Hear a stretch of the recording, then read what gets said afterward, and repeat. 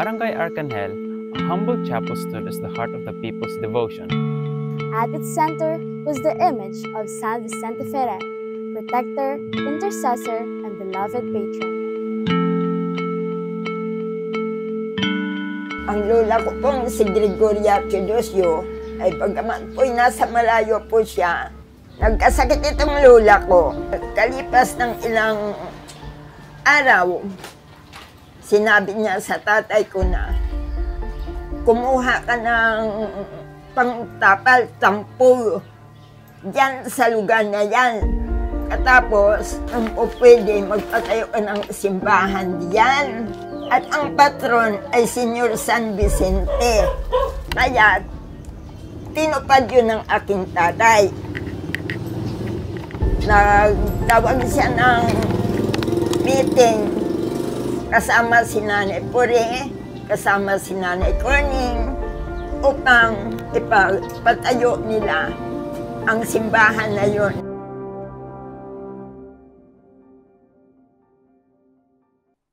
The chapel serves as a sacred place where people receive sacraments and celebrate important religious occasions such as baptisms, fiestas, and even weddings.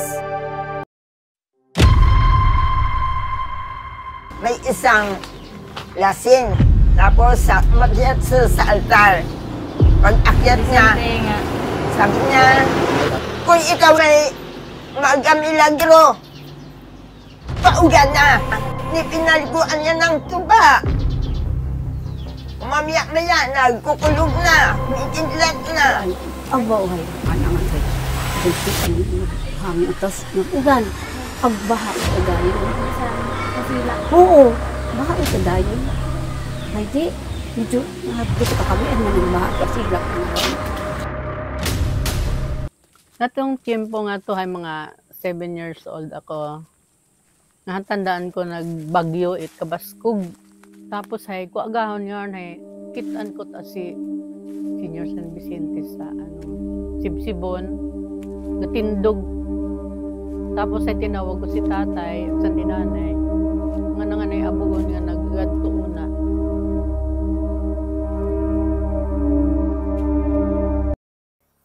Nagmasakit akong tatay. Ang si tatay, tinubuan ta et bukoy sa liog. Sa liog, ang iya sa lamunan, iya sa tiyan, tinubuan tayo mga bukol. Pag mayad di tatay, nagpanaad imaw nga, pitsa 11 at Abril nga pista, gahanda imaw. Through the passing years, its presence remained unwavering. It stood as a powerful reminder of faith and devotion.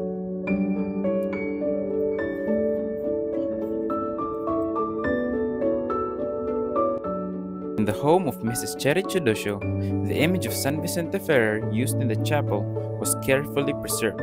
Placed on a simple altar, it became more than just a statue. It was a living presence that filled the room with a sense of peace and reverence. Ang imo, very miraculous. Kasi pag may mga sakit ng mga gaano sanda kung mag-fiesta, suksukan ang dait yan, parang katulad ka ng puti, tapos may pakpak. Pero yun.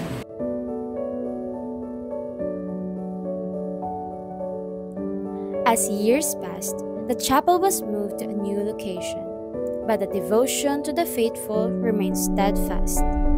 Generations continued to gather, offering prayers, celebrating sacraments, and keeping alive the traditions that had long bound the community together.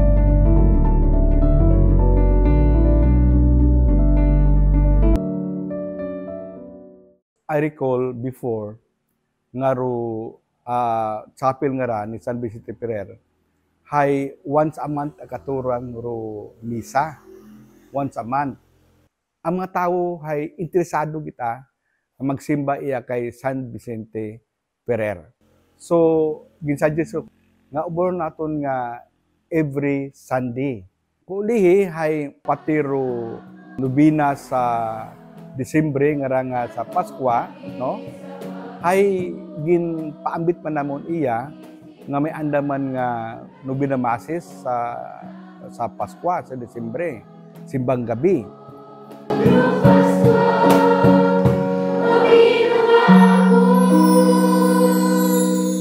Dayang chapel, of course, more on sa spiritual life, no, itawo. Nakaka-enhance dahil nga kada Sunday ay mas magapit, no, accessible. Practical reason dahil nga in reality abo man nga mga chapel gusto nga ma-celebrahan misa every Sunday. O galing haron abi daywagan kami ni Father Mark iya sa parokya hay. Of course di man namon makater gid tanan, no. Nanihay raya ngarang San Vicente Ferrer Chapel iya sa Arcangel ay nangin bulig, no, sa katawan nga maka-avail its services, no, nahanungod sa aton nga parokya. Of course ay sa mga tawo ron nga naga-attend ay siguro hindi man sanda magbinalik-balik attend misa kung di na mabatyagan do importansya, no. Nagapati ako nga si Senior San Vicente Ferrer ay isa lang kasanto et milagro. Isa lang kasanto et mga tawo nga may napangamuyo. Isa lang kasanto nga may pagsalig dahil wa pa ako kabuo et board exam ay naghambal ka kondo akon nga Lola Susing nga mag-agto, magsindi ako it kandila, magpangamuyo ako sa simbahan Senior San Vicente Ferrer. At dahil sa akon nga eksperyensya nga tohay, nagdagom pagidro akon nga pagtuo sa Ginoo paagi kay Senior San Vicente Ferrer.